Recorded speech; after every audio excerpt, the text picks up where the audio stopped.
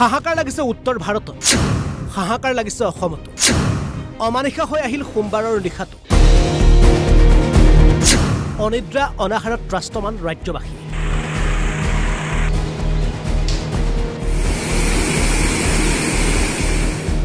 ৰেমালৰ কালৰূপ সমগ্ৰ ৰাজ্য। চকুৰ প্ৰচাৰত উভালি পৰিছে প্ৰকাণ্ড প্ৰকাণ্ড গছ। চকুৰ প্ৰচাৰত উৰি গৈছে টিনপাত ঘৰ সকলো। সোমবাৰৰ নিশা ৰাজ্যবাসীৰ বাবে ভগৱানে হৈ পৰিছে শেষ ভৰসা।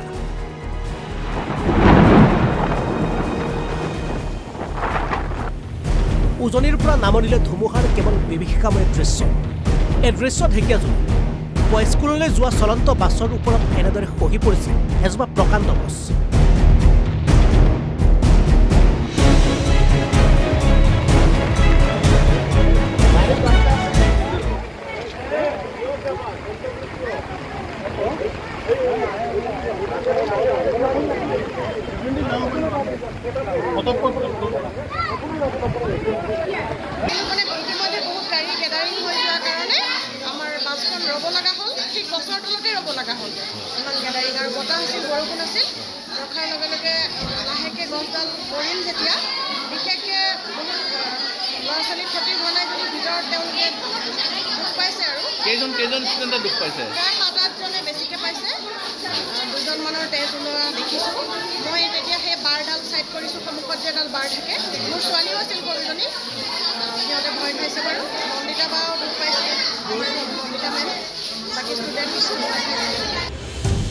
এই দৃশ্য আকৌ মৰিগাঁও। একেদৰে মৰিগাঁও বিদ্যালয়লৈ যোৱাৰ পথত চলন্ত অটৰ ওপৰত এনেদৰে খহি পৰিছে এজোপা প্ৰকাণ্ড বকুল গছ। এই দৃশ্য নগাঁও কঠীয়াতলীৰ। বিদ্যালয়ৰ পাঠদান চলি থকাৰ সময়ত প্ৰকাণ্ড গছ বাগৰি পৰিছে বিদ্যালয় ঘৰৰ ওপৰতে।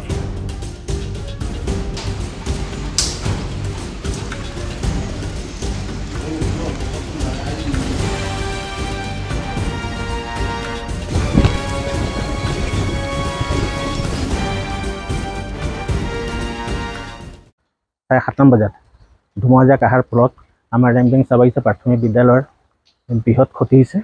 এই বৃহৎ গছজোপা এই বতাহৰ ধুমুহাৰ ফলত ভাঙি পৰিছে। তাৰোপৰি আমাৰ স্কুল বহাৰ আগমুহূৰ্তত ল'ৰা ছোৱালীখিনি প্ৰায় এটা দুটাকৈ ইয়াত আহিছিলে। প্ৰায় ল'ৰা ছোৱালীখিনি স্কুলৰ ভিতৰত প্ৰৱেশ কৰিছিলে আৰু কিছু ল'ৰা ছোৱালী আহি আছিলে। কিন্তু বৃহৎ শব্দ হোৱাৰ ফলত ওচৰ চুবুৰীয়া ৰাইজে গম পোৱাৰ ফলতে আহি পেলাই তেওঁলোকে ল'ৰা ছোৱালীখিনি ৰক্ষণাবেক্ষণ কৰিলে আৰু আমাৰ যি ক্ষতি ল'ৰা ছোৱালীখিনি প্ৰাণ নাশৰ পৰা ৰক্ষা কৰিলে। আৰু আমাৰ এতিয়া দেখিছে নহয়, আমাৰ বিদ্যালয়ৰ গৃহ দুটি সম্পূৰ্ণৰূপে বিধ্বস্ত হৈছে। এতিয়া আমি পাঠদান কাৰ্যত সম্পূৰ্ণ ব্যাঘাত জন্মিব আমাৰ, আৰু ইয়াৰ কাৰণে কোনোবা ব্যৱস্থা কৰিলেহে আমি পুনৰ আমাৰ বিদ্যালয় গৃহটি নিৰ্মাণ কৰি পেলাই আমি পাঠদান কাৰ্য চলাই নিব পাৰিম বুলি আশা কৰিছোঁ।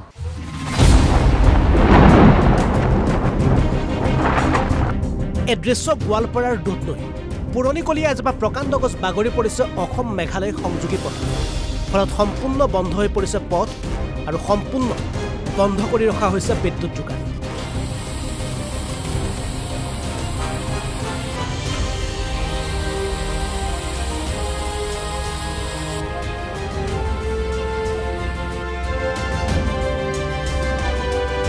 এই দৃশ্য কাৰ্বি লাংপি জলবিদ্যুৎ প্ৰকল্প।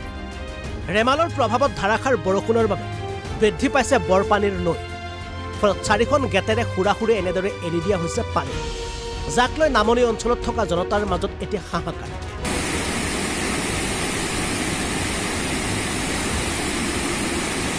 এই কাৰ্বি আংলঙৰ পানীখন এতিয়া বাঢ়ি আছে। আমাৰ গাঁৱৰ মানুহ যিকেইটা আছে অলপ আঁতৰি যাওক। এই পানী বহুত বাঢ়ি আছে, এতিয়া মানুহকেইটা আঁতৰি যাব লাগে। এইটো আমাৰ কাৰ্বি আংলঙৰ বৰপানী নদী হয়। এইটো আমাৰ সেই জুৰিপাৰৰ ৰাস্তা হয়। ইয়াত আমাৰ মন্দিৰ আছে যে নাই, মন্দিৰৰ কিনাৰত বহুত গাঁৱত যাব। আমাৰ জুৰিপাৰ গোটেইকেইটা গাঁৱত গুচি যাব পানীখন। আৰু তিৰালি বন্ধত যাব, আৰু এই আপোনাৰ এই বুঢ়ীমাৰী বন্ধত যাব, গৈ পাব। পানী বাঢ়ি আছে, বহুত বাঢ়ি আছে। সম্ভৱ আছে, সোমাব সম্ভৱ আছে। সোমাই আছে আৰু সোমাব, বহুত ডাঙৰ হৈ যাব পানীখন। এই দৃশ্য গুৱাহাটীৰ বিধায়ক আৱাস গৃহৰ। ধুমুহাৰ ফলত গছ বাগৰি পৰিছে বিদ্যুতৰ তাঁৰৰ ওপৰত। একেদৰে মহানগৰৰ নাৰেংগীতো এনেদৰে মাছ ৰাস্তাত বাগৰি পৰিছে প্ৰকাণ্ড গছ এই দৃশ্য আমিনগাঁৱত প্ৰকাণ্ড গছ বাগৰি পৰিছে গেৰেজৰ ওপৰত মুঠৰ ওপৰত সোমবাৰৰ নিশাৰ পৰা পুৱালৈকে এক অবৰ্ণনীয় বিভীষিকাময় পৰিৱেশৰ সৃষ্টি হৈছে উত্তৰ ভাৰতৰ লগতে অসমৰ বিভিন্ন প্ৰান্তত আৰু বাতৰি লিখা সময়লৈকে ৰাজ্যত একাধিক লোকৰ মৃত্যুৰো খবৰ আহিছে